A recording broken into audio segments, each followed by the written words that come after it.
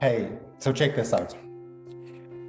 I've just discovered in my pursuit of growing, healing, bringing a better me for a better world, which is not easy, but I've discovered something.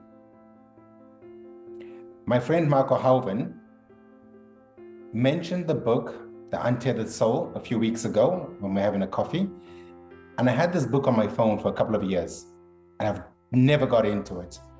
And because he spoke so highly of it, I decided to have a listen to it myself. And he talks about the seemingly simple act of opening your heart in the moments where we want to close. Now, I thought I've been doing a lot of work. I thought I was getting better, stronger in myself, letting go, trying to justify things to feel like I understood, never realizing that I was still creating barriers to protect a lot of the pain that I didn't want to touch. Those barriers look like judgment, look like expectations of people, look like this perception of I understand someone else, only to bring some false sense of security, always protecting the pain. In the book, he talks about not accepting everything, but never closing to anything, right? And I thought, wow, what a beautiful, simple concept. Until I started working on implementing it. It's so hard. You get to realize just how strong our defense mechanisms are. That deep-rooted pain, it's a huge block for our bodies, for our love, for our liberation, for our partners, for our kids. It's so personal and so deep. Because the simple act of opening your heart in the moments where we would organically close.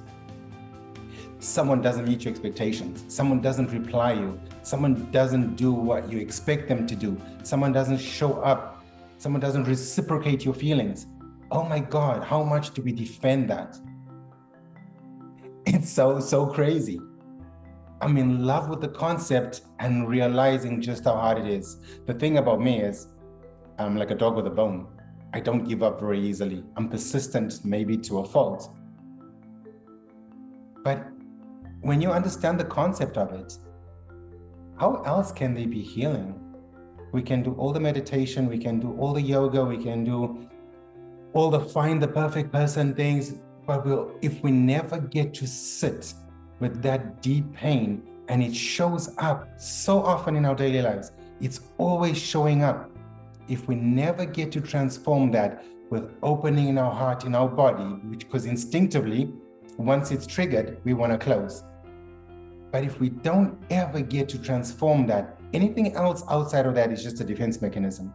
It's just a byproduct, a bypassing of actually going to look at the pain. And once again, it's not about just accepting things. Of course, there are standards and values and beliefs, but in each moment that pain is touched, can you open your heart? You'll become very conscious of where your pain points are and what your emotional blockage is. Because as long as you're nurturing that pain, it's causing a huge drain on your energy, on your life, on your ability to be free, on your kids, on your relationships. It's causing huge ramifications that are compounding as you live. So try it. It's a simple tool. When you feel aggressed, when you feel judged, when you feel all these negative emotions, see if in that moment you can open your heart. Ask how you can love yourself and the person, not to accept things you don't want to accept, but to teach yourself at least not to close,